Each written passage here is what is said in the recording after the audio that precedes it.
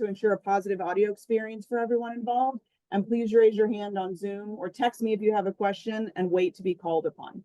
We're going to kick things off today with an opening statement by Mr. Khan. Thank you, Amanda, and I hope everyone can hear me.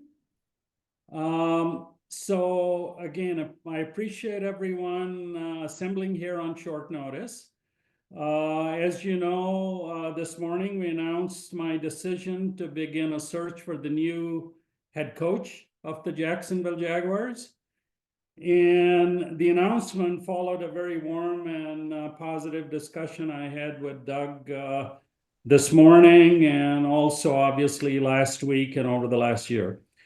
As difficult as the occasion was for both Doug and myself, I mean, it served a reminder of Doug's quality as a head coach and a person. There's no doubt in my mind that this is the time to make a change in the best interests of the football team, community, and especially our fans.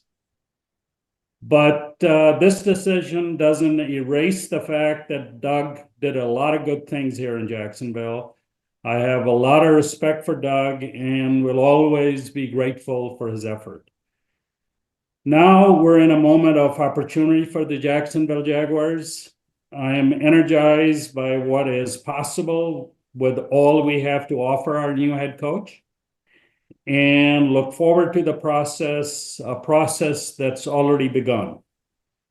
So with that, I'm happy to join and answer any questions.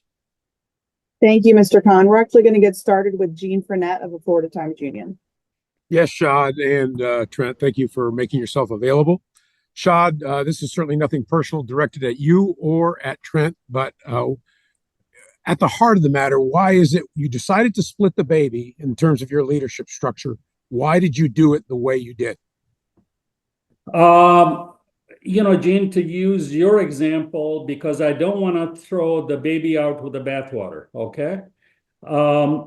We have a lot of things that are working that can always be improved and will improve. And there are other things that are not working that need to be fixed.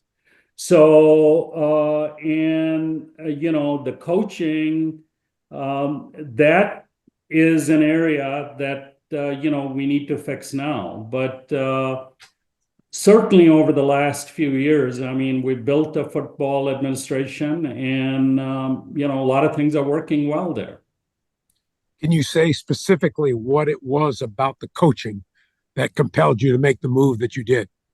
Okay. You know, Gene, I mean, if we go back, you know, 3 years ago or 3 seasons ago, obviously we made the playoffs. We're in the division game.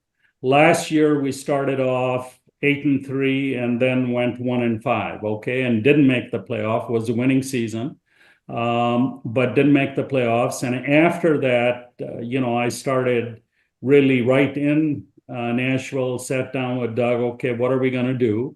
And he identified, you know, on the defensive side, we needed to change the staff and so on. And as the season, you know, progressed, you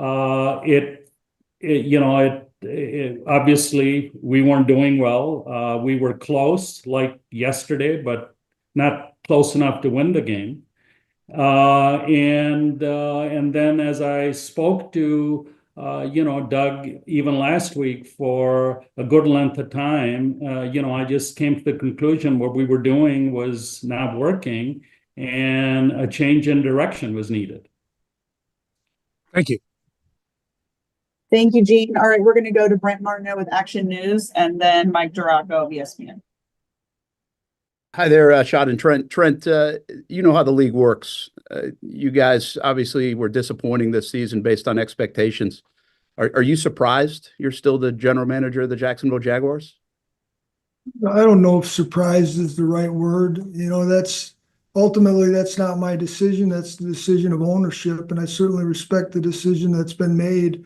And don't take the job lightly. You know, the real fact, the bottom line is we weren't productive on the field. We didn't win enough games, and And I don't shy away from that. I'm just as responsible as anybody else. And, all we can do now is roll up our sleeves and go to work. And Trent, there were rumors last year or reports that you were contemplating retirement. Was that on the table? Was that true? Is it on the table this year at all that's a part of your plan? No, the only discussion I would have if I was going to have a discussion like that would be with my wife. So, that's not been on the table. I think when you're in these jobs, there's a lot of thoughts that cross your mind, but, my focus is on getting the ship righted. And in order to do that, you got to be fully in. You can't have 1 foot in, 1 foot out. And that's what I intend to do.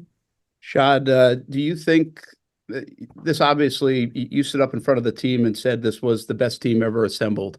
With your actions today, it looks like you blame Doug and the coaching staff a little bit more for disappointing. Is that fair to say? Well, I mean, we're all in this together, okay? So that includes me, obviously, includes Trent, includes everyone, on the football side. But I think it's where we need, the most change is really, is on the coaching side, and that's where we're starting. Thank you.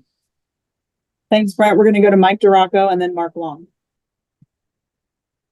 Hello, Shad. Thank you. Did you at any point before you sat down and talked with Doug and Trent consider a complete overhaul of the program or the franchise? And if so, why? Well, what is a complete overhaul of the franchise? Okay. We have, I think if you look at it, health and wellness, obviously, of the players, medical, statistics, analysis, scouting, and, number of other elements along with, contract administration, all of those areas, we have really changed, improved, certainly over the last 4 or 5 years.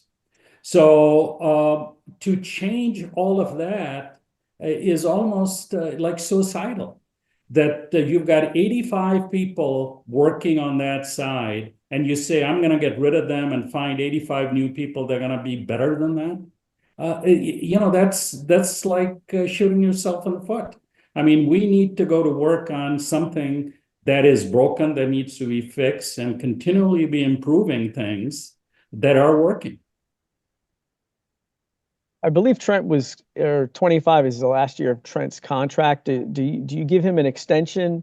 Because it would seem a little bit lopsided to bring in a new coach with a GM who's on an expiring contract. I don't think that's really, relevant. I think what's important is the structure we've had, and, it's work, which is both Doug and Trent reporting to me. And that way, if there are issues that can be addressed openly, honestly, I think, Doug was there this morning at MEC. He spoke to the players. And I mean, there's no disharmony or, as far as that goes. So, and, whoever a new head coach is, it's going to be my job that similarly, our job is to support the head coach. What Trent is doing, what I'm doing, the rest of the people are doing are really like, service providers and serving the head coach to succeed. And just one more, one more really quick. Is there any consideration of, bringing in an executive vice president the way you had with Tom Coughlin? Well, we can always, it's got to be the right person. Okay. And it's got to be, and frankly, I mean, we need to add some people. I mean, we're lean. But if you look at again on the football side, I mean, we've added people, we've changed some people, and if we find the right person, definitely. Thank you. Thanks, D-Rock. We're going to go to Mark Long of the Associated Press and then Hayes Carline of 10 Minutes Out. Hi, Shad. Thanks, Trent. Trent's hit on some picks, and then there have been some misses there. This last free agent class was mostly a wash. What has he done to give you confidence that this will work moving forward, Shad? Well, Mark, I think if you look at the body of work, and certainly over the last 5 years, you look at the building building blocks of players we're building the team around. You look at our salary cap. You look at the number of draft picks we have now, and also making sure that our key players are, getting paid. All of that has happened, and we haven't mortgaged our future, so to speak. And some of the decision making, do we pay our players or let them walk, so to speak, and then replace them with draft and improve the players? That's happened in the last 2 drafts. Number 1 receiver and right tackle would be something, Mark, that comes to mind right away. Sure. So, we can get in the granular thing. Overall, I think, it's pretty good. But again, I think I want to go back to that all of the stuff that's been done, every player that came in, whether through the draft or free agency, wasn't a person's choice like Trent or myself or the coach for that matter. It was a collaborative effort that here, what are the schemes, what kind of players we need, and so on. So, so if things didn't work out, it's just not one person's. I got you. And for Trent, why do you think it didn't work out? And then what is the plan? What can be a quick fix moving forward? What do you think is the quickest way to get to a fix quickly? Well, I think the first thing we got to do is identify who the head coach is and then bring in a staff. And as Shad mentioned, there's a lot of good people in this building, from the coaches on through personnel and all the support staff. So, we don't need to fix everything. We just need to fix some things. And I think identifying that person that can come in and then sit down with the staff that we put together around him and really take a look at the roster. Again, we do this with every year. Take a hard look at the roster, identify who the players are that you have to put in a position to win games for you, and then surround them the best you can with free agents and or draft picks. And that's the process isn't going to change. We just have to do some things a little different, a little better. Thanks, Mark. All right, we're going to go to Hayes Carline and then Jamal St. Cyr. Hey, Shad, appreciate your time. Hey, Trent. Shad, you mentioned being lean. I'm curious, who outside of Trent do you lean on football related decisions? Who's sort of your brain trust outside of Trent? Well, I think obviously, Doug was, okay. The coordinators were. So like, a decision like, Trevor, for example. I believe in him, but everyone, whether his position coach, OC, everyone weighed in, and it was very positive. And then, outside the football building, I think Ethan is another one. Really competent. You've got analytics that is, gives you a measurement. It's like we were, I think, 20th last year on defensive side. We're 32 now. Okay, so that right there kind of tells you that in trying to get better, we got much worse, and that's part of our problem. So you don't need someone's advice or sounding board to tell you that. I think those metrics kind of speak out very loud. And then you end up with a network of not only other owners, but some of the NFL infrastructure to really get a sense and a viewpoint of where things are. And then from an alignment standpoint, having a new head coach that'll be on a separate timeline, obviously, from Trent, who's been here for several years, does that worry you at all that you won't be able to have a full pool of coaching candidates? No, not at all. I mean, I think, we have a very compelling case of what we can offer the head coach. I think, and that. I think the players, where we stand, on our draft, our salary cap, the city, the bricks and mortars, the facilities, our division. I mean, it's a very, very compelling case. And, but I want the head coach, which we did last time. I mean, they need to be comfortable what we're doing. Our job is, to be able to provide them with all the resources they want. So, we'll go through that process. And, and it's got to work for them. Great. Thank you. Thanks, Hayes. Let's go to Jamal St. Steve, John Shipley. Hey, Shad, the question I had was, will the next head coach report directly to you? Doug reported directly to me. Right. Okay. So really that was, when we hired Doug, that was, the alignment of the process, that he was reporting to me and Trent was reporting to me. Okay. And and that would be, that's worked very well. Are there any qualities that stand out that you want in your next head coach? Well, I think, we obviously, want him. I mean, we want him to represent the city and the team, obviously, well. We want him to win. And, right now, we are the most predictable team on both sides of the ball, okay?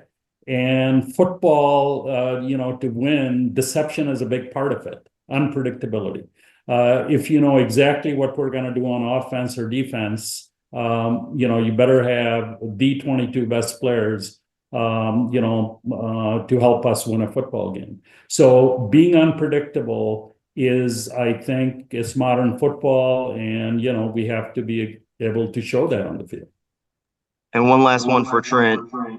What makes this time different? This is going to be your third head coach here. You had a few head coaches there in San Francisco. What are you going to do differently this time to make this marriage between you and a head coach work? No, that marriage is the right. I think Doug and I were aligned, very aligned. Had very open and honest conversations with Doug for 3 straight years. So I don't know that the marriage factor. This is a situation where you go out and you pick the best person you can pick, and you go to work. You roll up your sleeves and go to work. Nobody has a crystal ball. Mistakes are made and all the time in this business, and you gotta self-correct. And Doug and I enjoyed some really good times here. And as Shad mentioned, that first year and a half, things were rolling, and there were a lot of good things that Doug brought to this. And I don't want to short sight that. There are a lot of good things that Doug brought to this organization, and I certainly wish him well and his family well as he moves forward. But now it's about going on to the next journey and trying to get this one right for the long haul. And that's not taking anything away from what Doug accomplished here.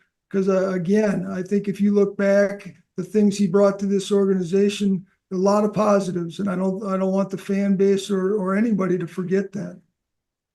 Thank you. All right, let's go to John Shipley and then Mia O'Brien. Shad and Trent, thank you for taking the time to do this. Shad, I know that you said you don't believe, retaining Trent will impact the potential candidate pool, but if there are candidates who have reservations, not even specifically about Trent, but just about there not being a clean slate, what would your reply, I guess, to that to be? What do you mean by clean slate? I guess walking into a situation that already has a general manager, they're not necessarily coming in with somebody who they're starting at the same time as, I guess I would say. It's so, that's the definition of clean state. I mean, what we want to do is for them to have an environment where they're going to be successful. Okay. And they say, I want my own quarterback. I want my own health and wellness. I want my own doctors. It's like you do that unless they have identified. I mean, somebody was to say that, I would want to really go through that, in depth, because if we can get better, they have a better doctor. And Kevin Kaplan is like among the top 2 or 3 best doctors in NFL, for example. Okay. Same thing, a lot of things we're doing, I would want to listen to them and get better. And if they have reservations, I would want to address them honestly and openly, okay? Because our goal is they need to be successful. What do we have to give them to be successful, okay? So, fear, preconceived notions, whatever, that can inhibit, the right performance. But if they need something, obviously we want to listen and we want to improve. I mean, I know we can improve. And then quick follow-up from me. Do you expect this to be, as long as obviously the right hire is made, do you expect this to be a quick turnaround, even as quickly as maybe a year? I mean, I think so. I mean, if our defense would improve, get to the middle of the pack, but we were 2-10 this year. I mean, how many of those games, we could win? And I think the schemes on offense just being less predictable, I think, we could be more productive on offense. And we have the ability through the draft coming up and salary cap to be able to, use that to get more specific players we were seeking. So, I mean, I expect this, for us to have success very quickly. Thank you. And then just one question for you from me, Trent. In terms of the interview process, do you guys expect to put in requests today, or what does that timeline really look like from your guys' end? I think the short answer to that is yes. I mean, we're going to move quickly to get some people lined up to talk to. How long that process takes, I think Shad mentioned, it's going to take as long as it takes to identify the right individual. And is that 1 interview? Is that 2 interviews? I think, we're going to do our due diligence and be very thorough in this process. Thank you. All right, we're going to go to Mia O'Brien, then Gary Smith. Hi, Trent and Shad. Thanks so much for doing this. I'd actually like to go back to John's first question, Shad, back to you. I know you noted that if this head coaching candidate was to say, hey, I think the medical needs to be reevaluated, the health and wellness, if they were to say, I would like to reevaluate the front office and the general manager, what would your response be? My response would be, how would you improve it? And then if it is credible, I mean, you want to do it. Okay. So, how does a structure work? I mean, I just want to make sure that this isn't about ego or power or, something more sinister, quite frankly. There have been some of those elements, that I've found, in my experience, in the NFL. I mean, if it's a legit effort to get better, then everything, should be on the table. Shad, as you made this decision, I'm just curious, and not to ask who your friends are around the league, but I know once upon a time you used Bill Polian as a source for you. Who have been some of the people you've leaned on as you made this decision to fire Doug and keep Trent? Well, I mean, this is, my decision. Okay. So, I think Bill Polian that you recommended, I mean, I've known him, obviously he's served on various, NFL committees over time, but, these wouldn't be the kind of things I'd be talking to him. I was just curious in terms of, Yeah. Are you guys going to be using a searching firm, or was there any other allies you kind of used as you came to this final decision?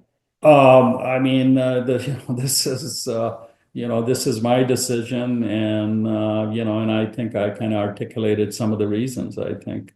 Awesome. And then Doug is, yeah. just to so. clarify, will Trent be leading the search then, or are you guys going to bring in outside help?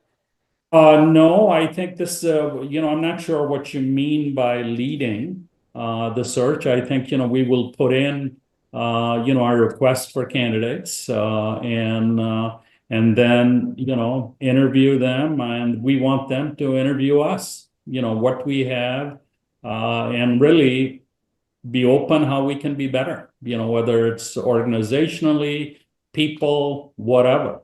And if it's, legitimate, compelling, certainly I'm open to everything. The Jets hired a 33rd team search firm. That's why I wasn't sure if you guys were using an outside firm. Thank you, Shad. Thank you, Trent. Yeah.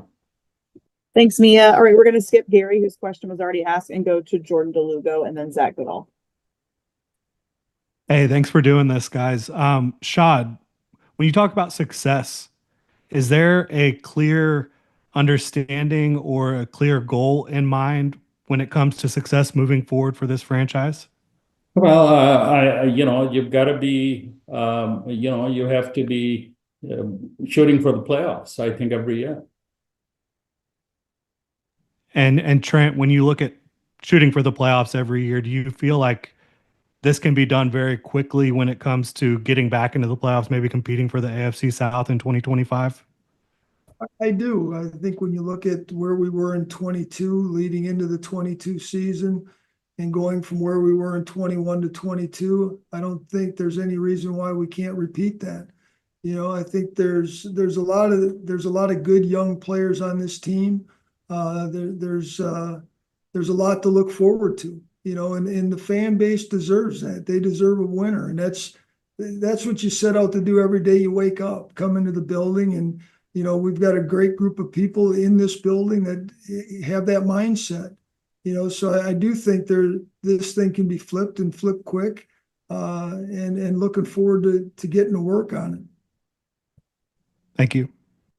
Thanks, Jordan. All right, we've got time for two more. We'll do Zach Goodall and then Justin Lewis. Hi, Shad and Trent. I appreciate your guys' time. How influential, I guess this goes to both of you, how influential will Trevor be in this process, if at all? Is he someone that maybe you would want to go to just consult with about potential candidates and get his comfort level, or leave him out of it and the decision to you guys? I talk to the players regularly, okay? So, and I don't want to identify Trevor or anyone else by name, but, listen to, what's going to make them successful. But this isn't, let's be clear, a second coming of Aaron Rodgers 2.0, okay? So we're going to do the right thing for the team. And obviously, our goal is if Trevor doesn't get better, the other players don't get better, we're not going to win. So the coaches coming in know who our foundational players are, and they have to be committed to, making them better. Thank you. Thanks, Zach. All right, we're going to finish with Justin Lewis of the Florida Times Union. Hi, guys. Thanks for doing this. I was just going to ask Trent, are you concerned at all about the injuries that I know it's obviously going to happen, but you have 5 offensive starters go down towards the tail end of the season and, have to be put on IR. Is that a concern moving forward? Well, it's always a concern when you have injuries. Some of them are unavoidable, and injury in this business is unavoidable, and you got to be able to overcome those. You look at Detroit, for instance, the number of injuries they've had this year, and they're able to overcome them. We aren't to that point. We need to get there.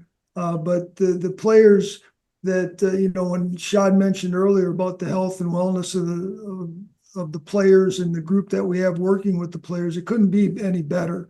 We don't have a lot of soft tissue injuries. We don't have a lot of minor things that take place.